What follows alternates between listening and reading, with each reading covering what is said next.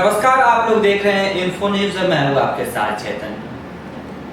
और देश में छठे चरण का चुनाव कल होने वाला है और इसी को लेकर आज हम बात करने वाले हैं वैशाली लोकसभा चुनाव को लेकर, क्योंकि ये सीट बिहार का सबसे हॉट सीट माना जा रहा है। क्योंकि यहाँ पे जो इस बार चुनाव होने वाला है उससे पूरा समीकरण हिला के रख दिया है और आज इसी जातीय समीकरण को आज की वीडियो में समझते हैं। और सबसे पहले आपको बता दें कि यहाँ पे जो राजपूत जाति का यहाँ पे दबदबा रहा है। यहाँ से 13 अभी तक सांसद चुने गए हैं, जिसमें से 11 सांसद राजपूत जाति से चुने गए हैं और दो भूमिहार जाति से चुने गए हैं। और यहाँ पे कहीं ना कहीं जो राजपूत का दबदबा है वो वैशाली लोकसभा में अभी तक बना हुआ है। लेकिन इस बार जो चुनाव होने वाला है इसमें एक समीकरण बदलने वाला है, क्योंकि यहाँ से जो राजद के खाते में राजद ने यहाँ से भूमिहार विजय कुमार शुक्ला और मुन्ना शुक्ला को एक टिकट दिया है, जिन्हें बाहुबली भी कहा जाता है। वहीं अगर विपक्ष की बात करें तो फिर से 2019 की जीती हुई प्रत्याशी वीणा देवी को लोजपा ने टिकट देकर बहुत बड़ी गलती कर दी है, क्योंकि 2019 में वीणा देवी मोदी लहर में जीत गई थी, लेकिन इस बार जीतना उनका बेहद ही मुश्किल लग रहा है। और मुश्किल इसलिए लग रहा है क्योंकि वीणा देवी जब से जीत के गई है तब से वो क्षेत्र में आती नहीं है, दिखाई भी नहीं देती है। और आपको मैं इसलिए बता रहा हूं क्योंकि आज जो कल से चुनाव प्रचार थम गया और कल से मैं पब्लिक रिव्यू लेना छोड़ दिया हूं, क्योंकि अब पब्लिक रिव्यू लेने का कोई फायदा है नहीं।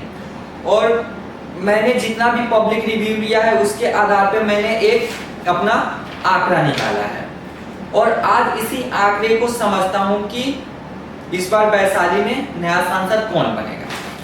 सबसे पहले अगर बात करें इस साल 2024 की, तो यहाँ के जो मतदाता है की संख्या 18,69,178 है।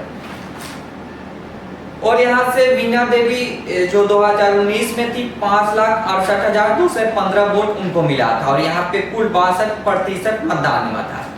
और वहीं अगर विपक्ष की बात करें तो राजद से रघुवंश सिंह को यहाँ पे दूसरे नंबर पे वो आए थे, उनको 3,33,631 वोट आया था। और इसी के साथ 2,34,584 वोटों से यहाँ से चुनाव वीणा देवी जीत के गई थी, लेकिन इस बार जीतना उनका बेहद ही मुश्किल लग रहा है। और आपको बता दें कि वही रघुवंश सिंह है जो साल 1996 से लेकर 2014 तक यहाँ से सांसद रहे। लेकिन अगर 2019 की बात करें तो यहाँ से रामा सिंह का टिकट कट गया था और यहाँ से नई कैंडिडेट आई थी वीणा देवी, और वीणा देवी यहाँ से 2019 में चुनाव जीत गई थी। लेकिन जब से वो जीत के गई है लोगों का आरोप है कि वो क्षेत्र में नहीं आ रही है। और इस बार विपक्ष की बात करें तो विपक्ष भी बेहद ही मजबूत आए हैं, क्योंकि यहाँ पे इस क्षेत्र की बात करें, वैशाली की बात करें तो यहाँ पे भूमिहार की संख्या काफी है। यहाँ पे भूमिहार की संख्या 2.5 लाख है। वहीं अगर बात करें मुसलमान की तो 1.5 लाख है, 1,25,000 है, 1,05,000 से लेके 1,25,000 तक है। वही यादव की बात करें तो 2.5 लाख है। और अगर यहाँ पे इसलिए भी और ज्यादा ये इंटरेस्टिंग हो गया है क्योंकि मुकेश सहनी जो राजद से गठबंधन करनी है, तो यहाँ जो वैशाली लोकसभा है इसमें मलाह जो जाति का भी वोट अच्छा खासा है। तो ये 4 जाति का वोट कहीं ना कहीं मुन्ना शुक्ला को जाते हुए दिखाई दे रहा है। और बात करें इस 4 जाति की तो ये वैशाली लोकसभा में सबसे ज्यादा यही 4 जाति का संख्या है। और यहाँ पे अगर राजपूत की बात करें तो 2 से 2.5 लाख राजपूत की वोट है। और यहाँ पे सबसे जो निर्णायक वोट होने वाला है वो पिछड़ा और अति पिछड़ा को लेकर होने वाला है।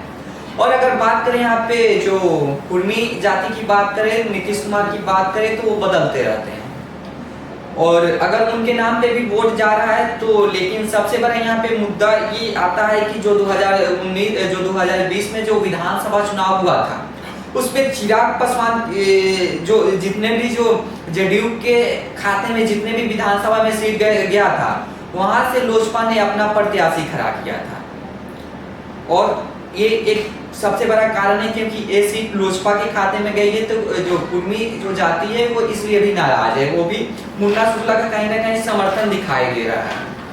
और अगर मैं भूमिहार, मुसलमान और यादव की संख्या को अगर जोड़ दूं तो 6,25,000 इन लोगों की संख्या है। और आपको बता दें कि यहाँ से मुन्ना शुक्ला साल 2009 में भी यहाँ से चुनाव लड़ चुके हैं जदयू से, लेकिन 22,000 से वो चुनाव हार गए थे।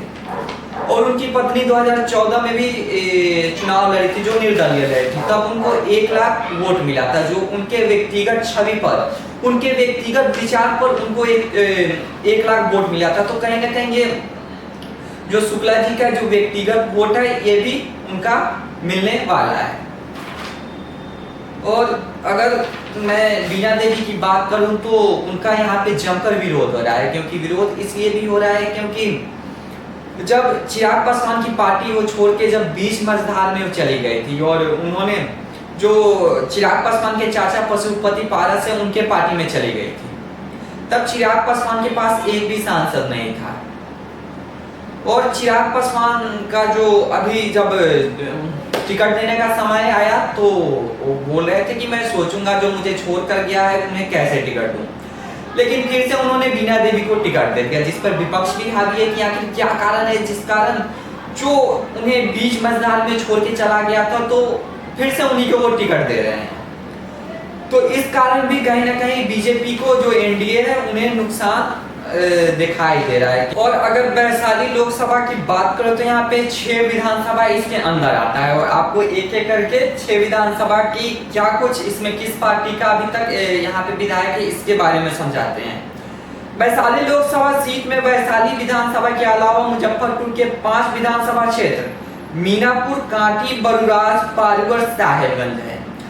इनमें भाजपा के पास 3, राजद के पास 2 और जदयू के पास 1 विधानसभा सीट है। और इसमें एक और ध्यान देने वाली बात है क्योंकि इसमें सबसे जो खास नजर है वो साहेबगंज विधानसभा पे है, क्योंकि ये विधानसभा इसलिए जो चर्चा में बना हुआ है क्योंकि हाल ही में जो यहाँ के विधायक राजू सिंह है उन्होंने एक विवादित बयान दे दिया है जिससे बीना देवी को कहीं ना कहीं नुकसान बहुत ज्यादा हुआ है। और उन्होंने ये बयान दिया था कि मुकेश सहनी की अपनी हैसियत बताए मैं उन्हें खरीद लूंगा, जिसके बाद से जो भी अगर मल्लाह बीना देवी को वोट देना चाहते थे और उनके साथ बीन भी देना चाहते थे वो कहीं ना कहीं नाराज दिख रहे हैं। और जो 100 के 100% जो वोट है वो अब राजद के खाते में जाने वाला है। जो हो सकता था अगर राजू सिंह अगर बयान नहीं देते तो 90% हो सकता था कि 10% कहीं ना कहीं भाजपा के खाते में चला जाए, लेकिन जब से उन्होंने बयान दिया है उन पर जमकर विवाद शुरू हो गया है। और अगर यहाँ पे और बात करें तो विधायक जी हाल ही में जब चिराग पासवान आए थे 22 तारीख को तो वो पैसा दे रहे थे और ये पैसा किसे दे रहे थे ये तो पता नहीं है, लेकिन उनके ऊपर एफआईआर हो गया है क्योंकि विपक्ष का ये आरोप है कि विधायक जी पैसा बांट रहे हैं।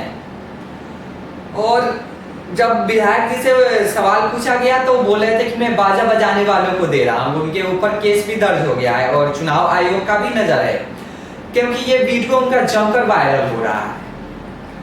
और अगर मैं यहाँ की रैली की बात करूँ तो यहाँ पे जो प्रधानमंत्री मोदी हैं वो आने वाले थे, लेकिन उनका आना यहाँ पे कैंसिल हो गया।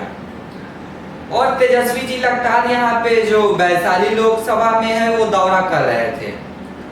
और अगर विपक्ष की बात करें तो यहाँ से चिराग पासवान अभी 2 दिन पहले 22 तारीख को आए थे। इससे पहले अगर भाजपा एनडीए की बात करें तो यहाँ से कोई भी बड़ा नेता यहाँ पे अपना चुनाव प्रचार करने नहीं आया है, तो जिस कारण विपक्ष भी बोल रही है कि कहीं ना कहीं एनडीए जो है वो यहाँ से जान रही कि ये चुनाव में हार रहा हूँ, जिस कारण यहाँ का दौरा जितना भी है पोस्टपोन हो गया है। और यहाँ से तेजस्वी जी लगातार दौरा कर रहे हैं, लेकिन विपक्ष का कुछ अच्छा दौरा नहीं रहा। और 22 तारीख को चिराग पासवान जी आए हुए थे और उनका रोड शो हुआ था। और अगर यहाँ पे अगर निष्कर्ष निकाले तो यहाँ से कहीं ना कहीं मुझे लगता है कि मुन्ना शुक्ला जो राजद से आए हुए हैं वो जीते हुए नजर आ रहे हैं। खैर जीत और हार का तो फैसला 4 जून को होगा, लेकिन मेरा जो अनुमान है मुन्ना शुक्ला 2.5 से 3 लाख वोट से जीत अभी अनुमान लग रहा है, लेकिन ये तो अपना मताधिकार है। अब आगे क्या होता है ये तो 4 जून को ही पता चलेगा। खैर यहाँ तक वीडियो देखने के लिए बहुत बहुत धन्यवाद और चुनाव से जुड़ी और अपडेट कल देखने के लिए हमारे चैनल के साथ जुड़े रहें। बहुत बहुत धन्यवाद।